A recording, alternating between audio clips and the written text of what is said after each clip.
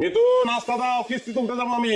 আমি কোনো নাস্তা দিতে পারব না, তোমার আম্মা নাস্তা বানাইছে। হ্যাঁ রে কও, আমার নবাবের ভাই আনছো, দেখ আমার লোকে কেমনে জবে করে। খবরদার একদম মুখ সামনে কথা কই। আমার আব্বা আমারে নিয়ে একদম উল্টাপাল্টা কথা কইবে। এই কি করবি তুই? কি করবি তোর বাবা?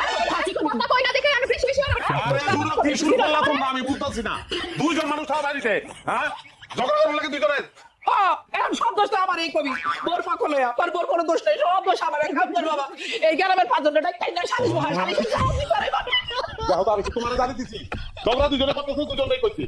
ওরা জলদি আমার নাস্তা দাও, ওর দেরি হয়ে যেতেছে, কিছু উঠে যাবো। দেখ আমি করতেছি আমার দোষ না তোমার দোষ না, তোমার দোষ না। এই মিতু চুপ করো তো, আমার লোকে ঝগড়া করো না।